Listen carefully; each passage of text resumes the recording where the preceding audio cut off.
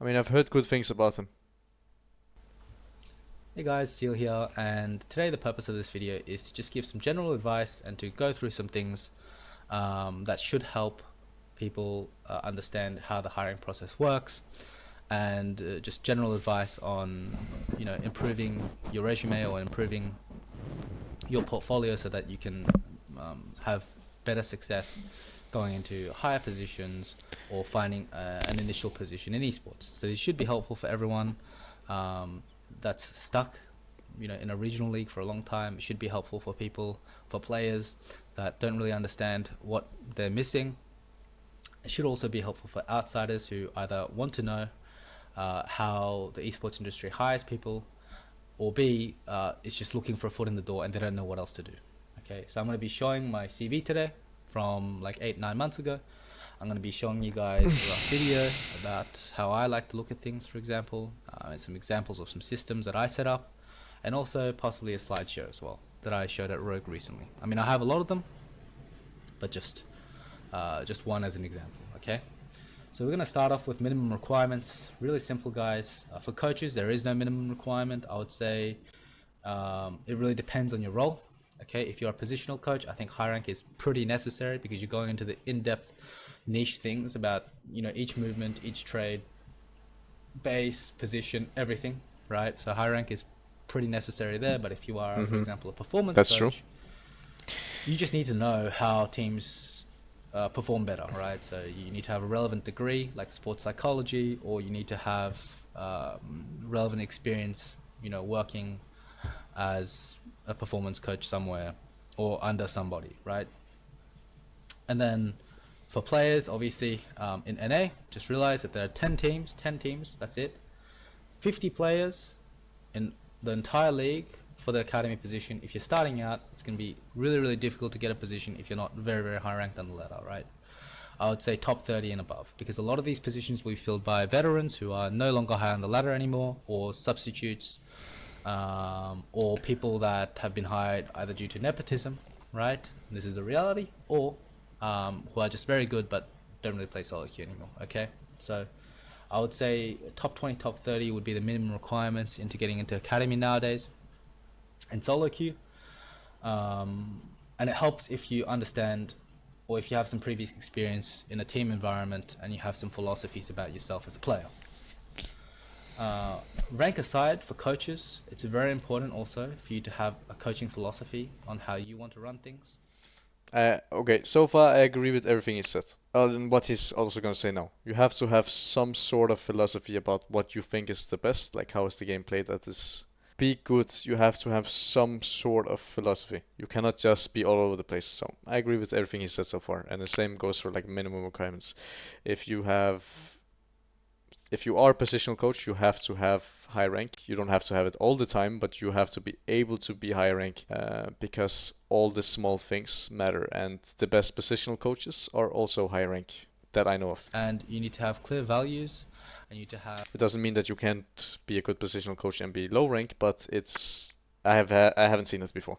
set systems that you can bring to prove that you can Also, just quickly, one more thing to add. If you are low rank, or not low rank, but there's also a lot of high ranked people that are bad at positional coaching because it's not only about rank. You have to have good teaching mechanics, but good teaching fundamentals. You have to have a good understanding not only of the game but also of the game. And a lot of people cannot do this. help other people improve. Okay? Proof of work always helps you guys, and I'm going to show you some of that in a moment. If you have the skills to be, Hunt is saying, if you have the skills to be a good positional coach, you have the skills to get high. Yes, I agree. Marketing, and we're going to go through these points first before looking at the CV and stuff like this. Second point is marketing. So marketing is important in any job. Okay, you can call this networking, you can call it whatever. If you can somehow sell yourself to the crowd, either through content, talking to people who are current professionals or high up in the ladder. If you're able to get some references, that always helps as a coach. As a player, always networking with top coaches or working your way up from lower divisions in regional leagues, for example, helps. Europe in general is a lot better of an environment to climb up through the ranks and make it and find better environments to improve. Generally, because I think the requirements are lower because there are worse leagues out there, right? For example, What the fuck? Yes, I mean, for that as well, of course, it is very important to market. If you do not, if you don't do anything, like for example, for Hunt. Okay, let's take Hunt as an example. He's in the chat right now. Um, can I open up my chat? Let me open up my chat quickly so that you guys will be on the screen as well. First, he got coached by me, right? He got coached by me, and by like through me, I got him into the agency that Veteran works for, which basically means that because he got coached by me for a long time, I know that I have improved him, and I know that he is capable of improving and he's capable of playing at a higher level. And networking through me got him to go through Veterans Agency, and through that he now managed to play in the EBL or whatever, right? And for me specifically, it's not that I network a lot, but I make content, and through my content, I have met Veteran, I have met Vega V2, and I've met people that are like players as well that are high up the ladder, as he would put it. So yes, it is very important, and certain things have to come together because like either you do that or you get rank 1 on the ladder and you can start through there, but you never start on the top level through rank 1. You can get like an opener through that. So marketing is very fucking important. the Balkan leagues, the Benelux leagues, and a lot of the second division leagues that don't really exist in North America, right? In North American amateurs Yeah. is considered solid, but it's not as developed, and it's not considered professional with like paying salaries like in Europe. Okay, so in Europe you can do it a multitude of ways, right? How you do it is up to you. You should understand what your strengths are. Okay, if your personality as a player does not suit content creation, then don't do that. Just be a really good player, have really solid ideologies, have a very good routine, and get yourself in a Division 2 team or a Division 3 team, whatever suits you best. And you can learn by doing, right? You can learn by experiencing what a team is like. A lot of the time, you're going to get grief by bad coaches, paycheck stealers, but it shouldn't matter. Your playing experience, your training experience, unless you really got the So, I mean, this I have also said a lot of times, right? Everything that he said so far, I've said a bunch of times. There's a lot of people that coach that don't know how to coach and that don't know how to get the maximum out of their players or don't have like an idea behind how he wants to play the game. Um, and this bleeds over to players naturally. But if you are good and you have a good understanding, you will eventually also like push through the barrier. But there's a shit ton of bad coaches that grief players as well. So he's for sure right about what he's saying, and I agree. bottom end of the stick, you got very unlucky. A lot of the time, it's going to be pretty good. Okay, so do it that way. Something I suggest is just DM coaches and DM players as well. Very very easy way to get into it, especially if you're offering your time for free as a coach, or if you're just asking for general advice. I know that a lot of coaches, including myself, will respond to every DM, even though it might take some time. For example, when I first started out, I know for a fact that Peter Dunn helped me out, right? He gave me a lot of good advice. And, Mac also recently gave me.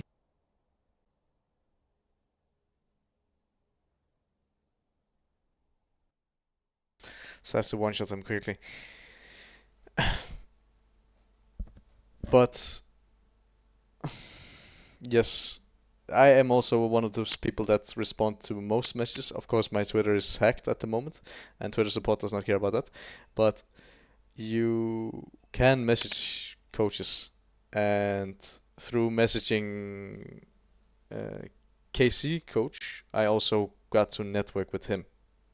So you can message people, and the worst thing that happens is that one, they don't respond, two, they don't care, and they don't do anything because they have other things that they prioritize. Um, so, or they are just they just don't want to. So yeah, it is true. It is true. Me some advice before I joined Rogue. I know that. And also, it is important to take advice from others as well. For example, in my position, for me to get better, it's so fucking important for me to be open to other views and not just shut down and say this is the right thing to do and that is why.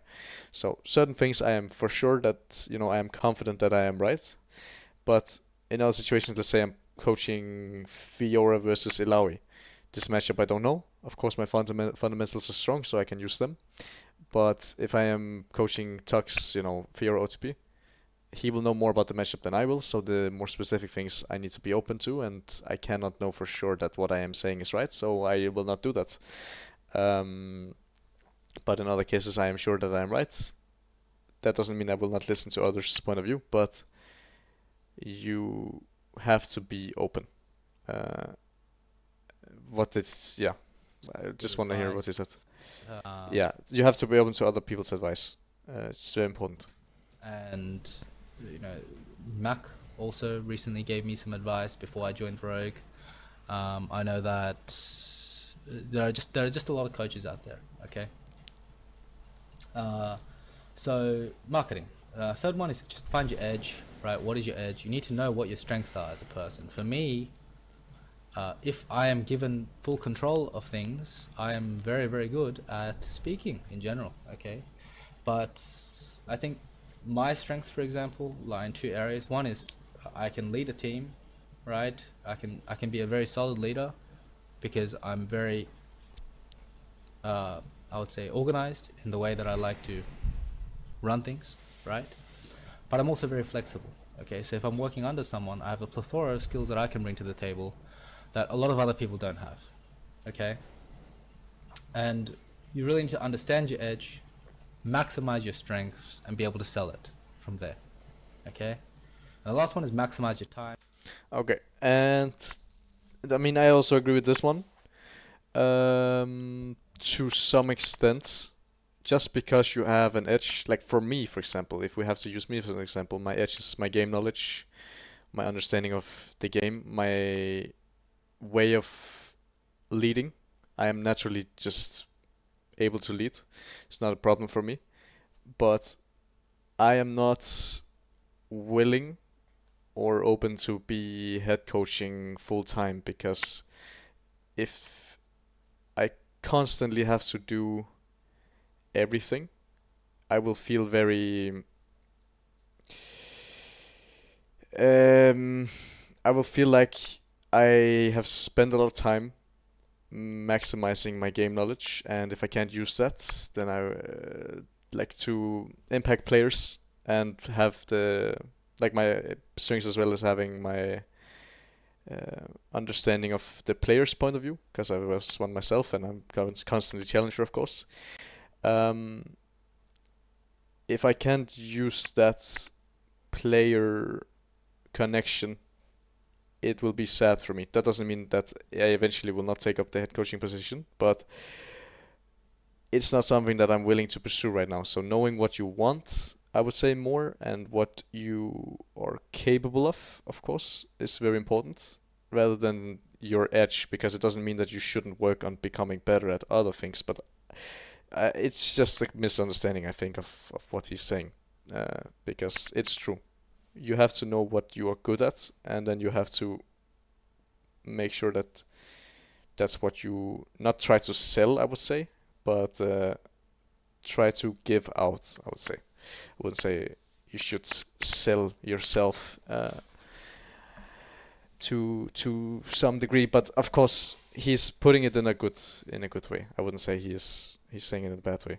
It's just yeah, it's good. It's good. knowing your edge is important for sure, or knowing what you are capable of and what you want rather than your edge. Because for me, I want to positional coach. That's what I like to do, and that's what I want to do at the moment. Um, but there are other people that want to positional coach but just don't have the ability. It doesn't mean that you can't do it, right? You can still do it. You can still be a head coach. You can still not a head coach but a positional coach. You just have to work towards that goal. So knowing what you want is more important than knowing your edge, or both are very important, I would say. It's important that I phrase myself correctly so people don't misunderstand. Guys, have a routine before you practice, before you know, study VODs or whatever you want to do to become a better coach or a player. Have a routine and understand what your goals are for the day. Yeah. Yeah. I've been bad at this in the past, just not working as hard as I should. I'm pretty good at it. I'd say I'm really good at it at the moment. Maximizing your time is really essential. If you just do the same thing over and over again, though, you can also become stagnated in how you think and your progress. So your routine, like having a routine is good, but changing up that routine is as important as having a routine. Because if you do the same thing, you will also stagnate. So yeah, maximizing your time is important, but knowing how to maximize it is more important. Okay. You have 50 spots in NA Academy, for example. There is no fucking way, okay, no fucking way you're gonna get there without all these. I promise you, right? It sounds like a long list of things to do. It sounds incredibly difficult, but guys, that 50 teams, okay, 50 players in NA Academy only. Do you guys realize how difficult that is to do? Right? For an entire region. Okay? Very, very difficult. Excluding the finals, right? Compared to a football team and all this, it's you have to be a cut above. And the way you be a cut above is you need to market yourself, have an edge, and maximize your time. Okay, read into some performance coaching things, and have a plethora of skills that you can take to the table when you're sitting for an interview. Okay, some red flags. One red flag for me as a coach is going for a position that immediately anyone can see does not suit you. Okay, so if you are very low ranked on the ladder, for example, and you're looking to become a positional coach, I guarantee you will not get that job. I guarantee you, right? The minimum cut for a positional coach for me is Diamond 1 and above. Okay, if you are looking to become a performance coach and you don't have a relevant degree or relevant experience, you're going to have a very hard time. If immediately you can tell that you are not really good with words and you're not particularly inspiring, okay, as a head coach, I don't know, will you get that job? Ask yourself that question, okay? As a player, okay? Also agree with everything that's said here. Like, you have to know your ability, you know? Same thing that you have to know your edge, you also have to know your ability. You cannot try to do something that you are not capable of you're not capable of doing either at the moment or potentially for a long time. So you have to know your edge, but you also have to know what you're capable of doing. Both are like very similar, I think. Yeah, I agree. If you sell yourself as a shot caller, right, and you are not a very good shot caller, okay, and you have issues performing when you are talking too much, that's a big red flag because it means that you don't understand yourself as a player. Okay, understand your strengths. If your strength is to bring people together and make them perform better and create a good team environment, fucking well done. Okay, sell yourself as that, right?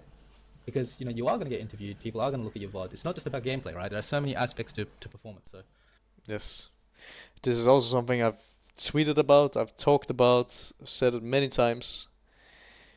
When you are going for a job, if it's the right people that are at this position, they will not just look at your bots. And if you say in your LFT, for example, good shot caller, I'm strong in environment, blah blah blah blah. People say shit like that, but they don't even know what it means. They don't even know what they can do. So yes, you have to again know what you're capable of and don't put shit like, for a normal interview, a lot of people rely on their resume. In League, they just don't know because, yeah, being a player or being a coach, there's no like clear uh, education. So, yeah. So those are the main red flags for me. The other one is just lying. If you just lie about, your rank, if you lie about your previous experiences or who you had contact with, this is a big, big, big red flag for me. And I'm going to show you guys my resume and to give you some examples on how you should be structuring your things. And the last one is if there's any kind of messy social media where you have said and done some questionable things. Okay, guys, I did some questionable things when I first started out in 2018, but this was 2 years before I decided to go pro. Okay, 2 years. All throughout 2019, okay, and 2020, that attitude was slowly culled to the point where there was nothing left. Okay, so before I made it to NA in 2021, initially, I made sure that my behavior and my social media and everything was squeaky clean, right? So even if problems arose from the past, I can just cleanly admit them and I can fix these issues and I can address them and I can accept them. Okay, if you are continuing to behave in a bad way and do bad things, big red flag, guys, because it just means you're going to create problems for your organization. Yeah, I mean, obviously, organizations care a lot about social media, and if you say stuff that, I mean, yeah, just has no, they just like just can't be said. That is like so stupid, and yeah, I mean, you cannot. You have to know the line. You have to know the line between too much and okay, and banter. You have to know the line, and it's definitely true. Right, and last red flag for me is just, I think, trust. If you show that you're not trustworthy, right, because you are just unable to be open, right, with the people that you work with, even if you get your initial job, you're going to have a fucking hard time moving up. Okay, so if you've done that in the past and you're stuck in your current position, be open to accept that and talk about it and talk about the steps that you've made to not do that anymore, and really just move up from that initial fuck up point. Okay, so for example, for me, I'm a very straightforward and open person, right? Almost to the point where I can be toxic. If I have a problem with Simon, I'll go. Yeah. So this is for me as well. If I have a problem with someone or I have something I need to say, I will say it, and I don't give a shit if your feelings are hurt, because in the end, it's about winning, right? It's a job, so we cannot sit there and be uh, be happy and blah blah blah blah. It's a job. You play to win. You are hired to win. You're hired to do your best. That doesn't mean we can't be friendly, but yes, you cannot just do like you can't be afraid of conflicts. You have to take them as they rise, so that they don't build up and build more tension. So I am same way. And tell him there's a problem, however uncomfortable there is. And it drives him mad sometimes because the way I say it can be, not in the best way, right? But I'm open and they can trust me because of that. So I can be a total douche, but if they know my intentions and I'm very clear on how to solve these problems, then they know that my goal is to better the team, and this is really what you need. If you're snaking around and you're being a dick, then don't expect to get another job. Yeah. There's also a lot of snakes, a lot of people that sell out other people to be in the position they're in. It's really disgusting, and I mean that's just esports at the moment. Hopefully, it will get fixed, but not at the moment. And yes, I agree In another again. team, because word travels fast. Oh, Then don't expect to get another job in another team, because word travels fast. Okay. Another example. you have to be genuine. Like that's the first thing I would say. Like if you are not genuine and people can't see who you actually are, like you will be stuck in either the position you're in, or you will permanently be stuck in ERL or I mean academy, whatever. If you if you always, if you, yeah, I don't know how to say it, but yeah, you have to be able to be genuine like that, but you don't have to try to be genuine. Even either you are genuine or you're not, and it's so important. Like it's so important. Well, is I have some issues in my personal life. You know, there's some people that are shy and are unable to take conflicts.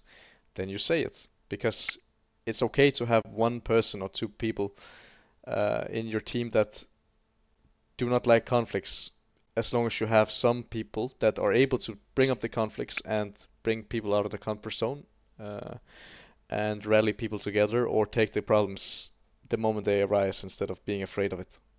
Okay. Another example is, I have some issues in my personal life. Okay, I'm very open with that. Everything. Okay, so wherever I go, whatever problems there are, okay, I'll do everything in my power to solve these problems, to address these problems. And if I feel like something is lacking, however much of a problem I have with people, I will tell them. Right? This is exactly what I did in Golden Guardians as well. So I think that that covers it. I'm going to go into some examples. Okay, so I've just removed the phone number and email and whatever you need below this. Okay, but normally you would put your details here, your contact details, Discord, Twitter, phone number, whatever's necessary. And then start off your CV with a personal statement. Okay, this is actually surprisingly important for players as well. I mean, not later down the line, right? Your play is the most important thing, but initially this actually matters a lot. Okay, so for me, I talk about what my strengths are, what I'm looking for, and what I'm looking to do. Okay, I'm an ambitious professional with a diverse skill set in leadership, entrepreneurship, performance, and strategic coaching, with a strong emphasis on player development and systems-based coaching. Blah blah blah. When I say this, I need everything else below to reflect what I'm saying in my personal statement. I also need proof of work, okay, and I also need other things, right? For example, proof or examples of management. Okay, so let's look at my coaching experience. GM and head coach. Just talk about your placing. Talk about what you do. Something that makes me unique is I did a lot of payslip accounting, timetabling, sprint planning, stuff that are standard HR because I was also the GM, right? Food budget, allocating things, paying for things, everything. Okay. Drafting strategy and individual player development, same shit, guys, same shit. Okay. If you are, doing something specific that can help you sell this and show that you have a consistency in the way that you look at things, or have an edge that you think other people don't do. For example, player development. Stress that in your resume. Okay. Don't give me this shit where you pull up your CV and then the only thing that it says that's useful is, oh, I came second and I talk to people or some shit. I mean, like, you need to be very specific and you need to talk about the roles that you placed and how that will contribute. Yeah, I mean, it's true. Whoops. Maybe should have put it HD. But anyways, it's true. Like, who the fuck cares if you placed? I mean, yes, I agree, and no, I don't agree. Like, do you definitely have like if you do this, it's very important for it's very important for people to understand that if you placed second or third or last, no one gives a shit. It doesn't matter. You can find that on your own. Like, I just obviously make it readable, make it understandable. I think having a CV is good. It's important. Um, but it's also important, this just gives you an interview, I would say. A lot of people have to understand, or everyone has to understand that this is just a start to the resume. This is just like not the resume, but the interview. Obviously, you cannot get a job through a CV alone, but it's important to make one, and a lot of players just don't have one. They just don't have one, right? My CV specifically doesn't come from like this. I still have to make this if I want to apply for a job. It's still important, but my CV comes from my Patreon. It comes from my YouTube. It comes from the knowledge that I give out, the knowledge that they can see if they want, right? If they are willing, or if they want me, or if they're interested in me, they have to check out my Patreon. They have to check out my YouTube. They have to understand that, you know, my knowledge is public, most of it at least. and you are willing to, if you're willing to hire me or you're willing to look into me, for example, you would want to, or you would need to go on my Patreon, you'd need to go on my YouTube, because the last time I worked in a team was 3 years ago. Since then, I became probably 1,000 times better than I am to like back then. So if all you look at is a CV and pick out people this way, it would be very disturbing. Very, very disturbing. But it's still Right? important to have one. Because that's the purpose of a CV. The purpose of your CV is to show how you can do your job really well, better than other people, Yeah, based I on mean, your it's past true. experiences. Same for everything here. Talk about specific things like visa issues, work remotely, so you're capable of working remotely, right? But once again, spreadsheet work, player development, right? Spreadsheet work, player development, player development. Here as well, okay? This needs to be edited, right? You know, standard head coach responsibilities. What do you do? You know, what placings have you gotten? The important thing is after this, okay? After this, what other relevant experience have you got? If you are a professional coach, right? Or you have, sorry, if you haven't been a professional coach before, and let's just say the only part of your resume is this, okay? Then it obviously helps if you have relevant experience or you're studying something that can help you in this space. Okay, so for me, I interned in a Wall Street company, for a fintech company. I did their social media. I also did, this is no longer valid, so I'll have to remove this, but because their site is down. But you know, I talk about how I also did customer support and I learned things like risk management. Okay, private League of Legends coach. Who are the type of people that you coached? Well, in the past, you know, I've coached Mark Merrill. You know, some investors. You know, some pretty famous people. I also coached multiple people to rank 1 in multiple regions in the West. I worked as a translator and player manager. I mean, this is all telling a story, right, guys? This shows me that I'm able to timetable, that I'm organized, that I can budget, that I have skills that in management, and I understand the importance of the books, which can be incredibly helpful if you're hiring people, and you're hiring players, and a budget is in the talks, right? Right? How can you get relevant, the best possible players with your current budget? All this kind of stuff helps. It shows that I can, you know, develop weaker players, right? And if you look here, it shows that I can develop players from scratch, right? Once again, and here Korean and English. Okay, I can work in you know, I can work in a bilingual. Okay, so I don't agree with this at all. And the reason why I don't agree with this is because it doesn't show jack shit. It doesn't show anything. It it it shows that you are telling it, but it doesn't show that you can do it, right? You still have to show that, essentially. You can't just put shit on the paper and say, okay, I'm capable of doing it. But you know, it doesn't mean that this is what he's saying. It's important to realize that you know, he's not. I mean, this is what he's saying, but this is not what he means. It in a resume you are showing what you're capable of, but you still have to actually show that, right? Because what he's been saying so far, but not what he means, is that because he can put it on the paper, it means that he's capable of doing it, right? Which is not true. You still have to prove it. You still have to actually show what you're capable of, because a piece of paper is not enough, right? So it's just very important to understand the difference. But this is also not what he means. I am sure of that. It's just what he's saying, right? And if you look here, it shows that I can develop players from scratch, right? Once again, and here Korean and English. Okay, I can work in you know, I can work in a bilingual environment. Okay, everything just telling the same story. Okay, I'm an ambitious professional. I'm bilingual. I am able to work in a flexible environment with multiple skills in both player development, data, and HR. Okay, things like accounting.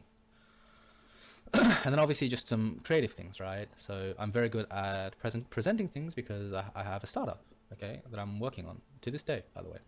And what have I studied in the past? Well, I was an economics and finance student. How is this helpful? Well, once again, right? HR, accounting, whatever. I mean, just make sure that when you are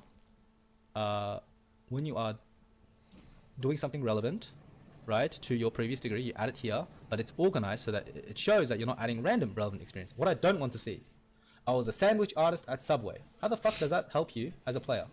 I mean, if you can somehow sell it, and you are a genius at, you know, speaking, and you can say, I learned key team skills while I was at Subway, fucking good for you, okay? But if you don't know how to do that, keep it out. Keep it out. And if you don't have relevant experience, now you know what to work on, right? Where else can you get it? Amateur teams also count, guys. If you work for a collegiate team, if you work in an amateur team, it all helps. And then obviously, transferable skills. This just sums up everything I talked about before, right? I'm native bilingual. I'm solid at using data to present information, right, to my players. I have solid time management because I have experience with risk management, and based on my studies and my internship. And I'm able to accept mistakes because, I mean, I just wrote that because it sounds good, right? And then the rest is just your references. So that's it. That's it for the coach resume. Yeah, And based that's a little bit that's very contradicting, but coaches often contradict themselves. Sometimes I do it also, but yeah, don't put things that are not relevant. He's saying, right, and then he's saying he put this, but it sounds good. It's a little bit. Yes, I mean, if you put it just to put it, what's the point of putting it? You know what I mean? on my studies and my internship, and I'm able to accept mistakes because, I mean, I just wrote that because it sounds good, right? Yeah, and this like kind of steal. And then the rest is just your references. So that's it. That's it for the coach resume. Okay. Really simple stuff. But it sounds good Just you make wouldn't sure get that you are it. telling a story about yourself. Make sure that it is consistent. Okay. For me, I know that my skills don't lie in being an assistant. Okay. That's not my strengths, right? But what I can say is that I'm flexible enough to bring value to any kind of environment. And although it is not my strengths, right, well, the strongest part of me as a coach, I'm able to mold into any environment and make it better. Right? And that's really what I want to sell if I'm going for an assistant coach position. And I think that's one of the reasons why I got hired at Rogue. Okay. So presentations, proof of work always helps. I'm not going to show too many things that are relevant to this day and age because we need to obviously maintain our edge, right? But have some examples that show that you understand the game, right? So for example, do you know how to open 2 lanes versus 3 lanes? Really fucking simple stuff, guys. If you don't know the answer to this question and you want to be an assistant coach or a head coach or a positional coach, good luck. Okay, good luck. This is the bare minimum, guys. So you want to prevent map imbalance. Basically, that's the idea. It's all about tempo. Do you have control on the map? Are you first on the map? Okay. Retaking. Okay, and just show that you're able to create beautiful presentations, that you're able to deliver information well, and show some examples, right? So if you open 3 lanes, for example, and your jungler is hovering one side, right? If they have tempo on the map, if you have tempo on the map, you'll push out 3 lanes, and the enemy can do 2 things. They can open out through 2 lanes, or they can just collect, right? But if they collect 3 lanes, it can be an issue because then you will shift. Okay, so talking about these kind of things, right? And I can do this how? Well, I first highlight the fact that we are pushing 3 lanes because we're first on the map. Enemy team is second. Jungler is hovering one side, and we are looking to shift into 2 lanes. Well, why? Because we want to contest an objective, for example, right? So have really, really solid proofs of work. Yeah, okay. I'm not. I mean, yes. Again, as I said, right. My proof of work is my Patreon. It is my YouTube where I talk about concepts, where I coach people, right? And this is my resume, essentially. It doesn't mean that I shouldn't have a piece of paper, but this is essentially my resume. It doesn't mean that that is the only thing people should look at. They should have conversations with me if they're interested in hiring me. And what he's saying here is also true, like proof of work, right? If you have, if you as a player do not have VODs, for example, then I mean, you are trolling. If you do not have VODs of yourself playing the game and talking within the game, you are griefing because you also have to think about the future. So you have to invest the time now to get possible, like a possible better outcome future down the line. If you have an agent, you don't need a piece of paper. Yeah, and I have an agent myself, right? So I don't need a piece of paper. That's not really essential for me. It doesn't mean that I shouldn't have one, but it's not essential for me. Um, yeah. Um, yeah, I mean, yes, just for this concept specifically, right? Like this is for sure the bare minimum if you don't understand basics, and this is like a basic for sure. If you don't understand how to open up um, 3 lanes into 2, for example, or how to play around objectives, I mean, then you are completely win trading. And again, this is just one concept, but yeah, this is not the bare minimum. There's a lot of things for me that are bare minimum. If this is the only thing of course you are trolling again, and you should not be coaching. But it's a good start to learn. I mean, it's not a good start, but it's a start, and you have to learn the basics. If you don't learn the basics, then rest doesn't really matter. Okay. Like rest of your resume doesn't really matter if you're trying to become like a head coach or whatever. So talking about these kind of things, right? And I can do this how? Well, I first highlight the fact that we are pushing 3 lanes because we're first on the map. Enemy team is second. Jungler is hovering one side. And we are looking to shift into 2 lanes. Well, why? Because we want to contest an objective, for example, right? So have really, really solid proofs of works that displays an understanding of general macro concepts, okay? If they answer 3 lanes, well, you have multiple options. Okay, now this top lane is pushed, you will have a map imbalance. Okay, they will have to answer top wave. You can shift into bot and dive this. You can take dragon, you can take control here, you can do whatever the fuck you want, right? Well, what's important? We're taking control here. And what else is important? Well, just be wary that, you know, they can also open on 2 lanes, which is what they should do. Second on map, for example. And you're contesting these areas because you should have control first. And they're playing into your control and they're playing to retake. You're playing to hold control and they're playing to retake, okay? So, for example, just have solid fucking presentations, guys. You know, talk about your map imbalances, right? Talk about how you want to open up and how you want to deal with these situations. What are some things that you need to do? I'm not going to go into detail, right? This is just an example of a game, right? I mean, you guys can see, I'm not going to explain everything clearly, but you guys can see that, you know, there is structure, okay? And there is a thought process and how things work, okay? So, for example, if you're opening on 3 lanes on the map, okay, and there are no tier 1s, then should the side without a jungler be pushing? You need to be able to explain these things, right? And then obviously just some basic meta stuff, right? This is from a couple patches ago, so it's not that relevant. But I have one of these for almost every week, or multitude of these. When I was in Vitality, I was doing 2 to 3 a week. Okay, so if you don't have this, well, good luck to you again. Okay, good luck to you again. So really, I mean, I can go over these games. This is just another example. This is kind of also somewhat similar to what I did with a team that I just worked with. With this one, it also took me some time to do, of course, but I think it's important to have people be on the same page, right? And if you scrim, for example, you scrim, you're a professional team, you scrim, right? It is essential that you know what you're going to be working on within the week. It's essential that you understand what we want to do, how we want to play, how we want to work within the week. And if you don't have this down, I mean, you're really trolling. Like, if all you do is show up to scrim, play the scrim, hope for the best, you're wasting your time. You're griefing, right? Both as a player and as a coach. And yeah, I mean, I 100% agree with this. You know, I do it myself as well, and I do it in a little bit of a different way, but of course, it looks nice, it looks watchable, or not watchable, but understandable, you know, for everyone. And it's simple. Don't overcomplicate it. Don't have a shit ton of lines that don't make sense. Same way with resume, for example. You should not add clutter just to add clutter. Again. Okay, good luck to you again. So really, I mean, I can go over these games. This is just another example, right? So say we shift into 2, and then we shift from a mid to bot. Playing through mid into bot. This is W. Ashe is tanking. Ashe drops aggro. She will flash the Pantheon W. Now, we're just in an awkward position to DPS, right? And this all happened, why? Because we think that her flash is up. So make systems relevant to that, right? So I have an entire presentation that talks about, for example, how to communicate, right? How to talk in the game. Do I think that this is necessary for every team, or do I think that this is the best way to teach the game? Of course not. I think that a higher level team shouldn't have this communication. But No. an entire presentation. Yeah, I was about to say, like, you don't need spreadsheets talking about communication. Like, there are different ways of doing it. It doesn't have to be done in the same way that Rogue, for example, is doing, or he's doing it. There's a lot of different ways that you can do it to optimize. But communication should be relevant.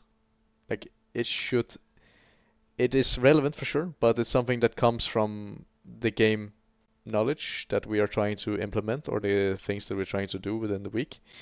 And if all you do is, like, not all you do, but if you have a spreadsheet, let's say you have not a spreadsheet, but a 20 page, what's it called, spreadsheets, on a spreadsheet, fucking slideshow talking about communication. It's like, yeah, okay, so what are we doing, you know? But I agree for sure that the structure is essential. If you do not have structure, then it does not matter. The rest of it, it doesn't matter. You have to have structure. What the fuck happened this game? Why are enemies sitting on? Why do they have Vayne into Ash and Sivir? That talks about, for example, how to communicate, right? How Anyways, to talk doesn't in the that's game. not the point. Do I think that this is necessary for every team, or do I think that this is the best way to teach the game? Of course not. I think that a higher level team shouldn't have this communication issue because they should understand and they should see relevant angles in the game Yeah, relative to their okay. position, and they're able to be more Yeah, flexible, more dynamic, maybe I and should they will let the be better play. as I a team. should maybe let the video play because he said the exact same But thing. when you're starting out, But this kind yes, of structure helps it's true. immensely.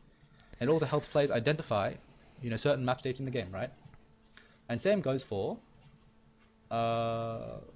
academy team, right? It's even more important in academy team. Well, as a player, what can you work on? Well, first of all, you need to add some structure to yourself as well, right? As I said, in coaches, it's really, really important to have structure in the way that you think, because if you don't have structure, it's very, very fucking hard to learn. Okay, very, very hard to learn. If you do have structure, then think about what you're missing, right? As a player, is it just mechanical? Then push your limits inside the games. Get into a decent team, push limits. Is it the way that you behave in a team environment? Then read some books. Okay. So I hope this helped. A lot I'm missing, but I'm just trying to give a general idea on how to get into the industry, what you're looking at, what you're looking for, and just giving you some examples on how a CV and how a presentation should look. Okay. So if you want more of this stuff in the future, please, write some comments down below, share the video, do whatever you find is helpful, and also, feel free to write your opinions down below. Okay? Okay, good. Bye, guys. Oh, one more thing. I'm someone that has been on public, recorded in a podcast, saying that I think 95% of coaches will be replaced by ex-pros. There's a reason I believe this, okay? Because I think that professionals just have a generally better understanding of the game. They have experience playing on stage, and most importantly, they have gone through and probably have worked with a coach in the past, which means, or a better coach in the past, which means they can take what they thought was useful and bring it into their own coaching game, which is a huge advantage, right? Right? How do I learn the game and what this kind of stuff? If you don't know how to learn the game as a professional or an aspiring professional, that is not something that I should have to explain to you. Okay, that is not something I should have to explain to you. Anyway, bye guys, I hope you enjoyed, and Okay, I just want to comment on the last thing here that he said. I've actually talked about this as well. Like, professional players, generally speaking, not all of them, and I also don't agree with 95, but a heavy majority of it, or the vast majority of it, of players are definitely able to take the coaching position. Like, I have done this myself. I've worked with Vendetta, for example.